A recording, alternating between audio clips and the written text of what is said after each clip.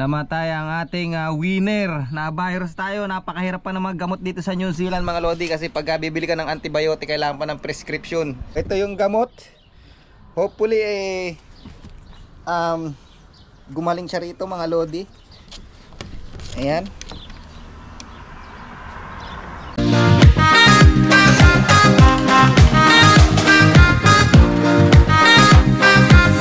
Ito yung gamot. Hopefully gumaling siya rito mga lodi. Ayan. So ayun mga kalapatids, nakita nyo na naman yung pagmumukha ko. So for today's video yan, yan napakasamang balita. So napansin nyo nung nakaraan, nag-post nga ako na nasa ospital ako, nagkasakit ako. So ngayon, yung mga ibon naman natin nagkasakit mga lodi. Ang kagagaling ko lang sa trabaho, nakakawalang gana pagka ganito yung makikita mo. Ayan mga lodi, namatay yung winner natin ng 500 plus kilometer, si Lot. Patay na mga lodi. Mukhang na-virus tayo mga lodi. Ano? Patay mga lodi. Namatay ang ating winner. Na-virus tayo. Napakahirap pa na maggamot dito sa New Zealand mga lodi, kasi pag bibili ka ng antibiotic kailangan pa ng prescription. Na ito nga, meron na nga inakay, ano, ayan, oh. So yung nakaraan, may in-estimate nito, tinapon ko na kasi mukhang nahawa na ng sakit. And then napansin ko naman ito, okay sana siya, maganda, tumataba, kaya lang yung droppings niya, ayan, oh, iba na, oh. So ito, tapon ko na rin to mga lodi. Ganyan talaga, wala tayong magagawa. But masakit pa.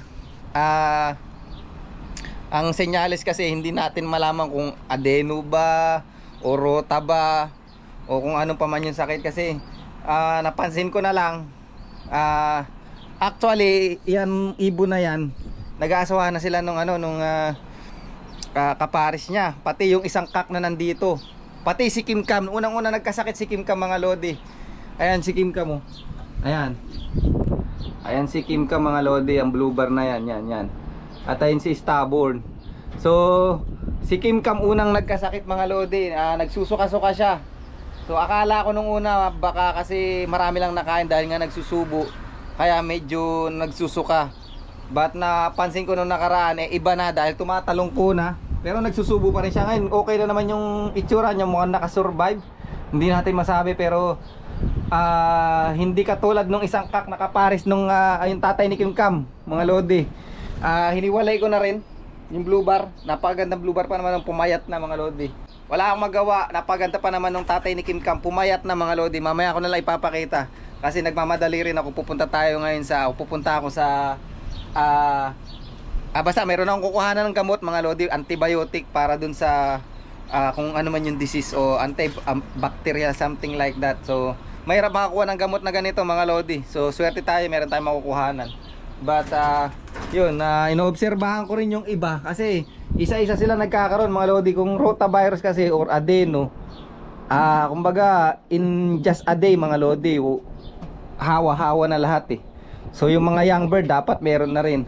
Pero ang nangyayari kasi isa-isa lang sila nagkakaroon mga lodi. At ito, tong isa, ayan, oh. Ayan, naglulungkot na to, tong blue checker na to. So ang ganda pa naman ng mga inakay na ito, pero ayan, makikita mo siya mga lodi, oh. Yung balahibo dun sa kanyang leeg is nagtatayuan na. And then yan, hindi na siya masyadong kumakain at hindi na rin nagsusubo ng mga inakay mga lodi.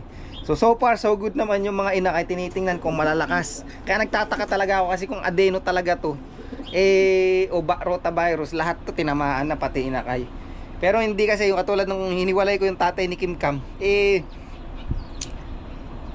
yung tatay ni Kim Cam nagsusubo pa rin siya kahit na payat na siya at nagsusuka. Pero yung inakay goods na goods pa rin naman. So hindi ko alam talaga. But anyway, hindi ko masabi kung masyadong kulob yung loop ko, kasi marami akong pinagtanungan kung ano yung sakit ng ibon ko, pero iba-iba yung sagot. So ang hirap. But tingnan natin ang magagawa natin, adjust natin kung ano yung magagawa. Pero palagay ko, naalala ko kasi meron ako isang breeder na hindi ko na i-vlog. Naalala nyo, meron akong pinaris na si Miss Consistent at saka yung Millicock. Nagkasakit yun mga lodi. Palagay ko yung isa dun ay meron dalang sakit. at nagkahawa-hawa na dyan mga lodi. Kasi itong mga breeder ko lang nagkasakit, pero itong mga stock bird okay naman sila mga lodi. Ano, ang gaganda ng mga stock bird natin. So yun, ayun o. Mag-iitlog pa nga yung isa na yun. So tara, samayo ako, pupunta tayo sa aming pagkukuhanan ng gamot. Alright. So yan mga lodi, nag-drive na ako papunta rito. Hindi ko na masyadong bibidyo-bidyohan kasi nagmamadali tayo paggabi na. At may mga kasama tayong anakis sa likod. But anyway, ito yung gamot na binigay sa akin.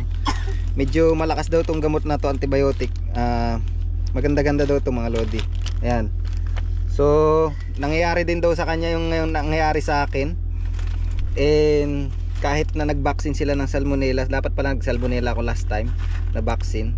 But anyway, uwi tayo sa bahay, painom natin tong gamot na ito mga lodi. At malakas daw tong gamot na to, in 2 hours daw tatalab eh. But kailangan natin gawin ng 4 a week. And then kailangan tawagan yung veterinaryo para maka-order pa tayo ng sapat para sa kanila. Kasi ano ba yan? Nabablackout tayo na gagamutin ko lahat mga lodi. Alright.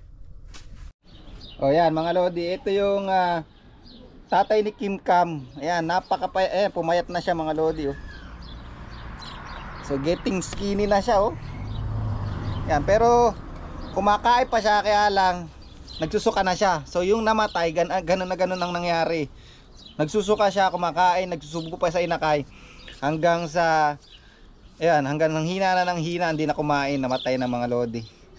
So sayang ibon na yun, kaya lang hindi natin agad na pero sana itong gamot na antibiotic na to gumaling siya, tumalab to mga lodi. Sabi malakas daw tong antibiotic na to hindi siya Turbosol, hindi siya doxycycline.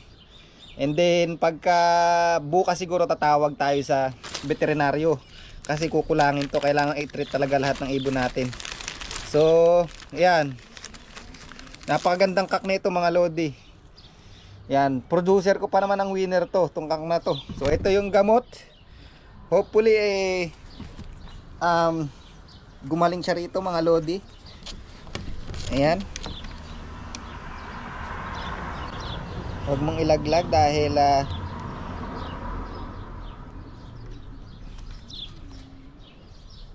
ayan. Yan, hopefully gumaling siya dito sa gamot na to mga lodi. Yan.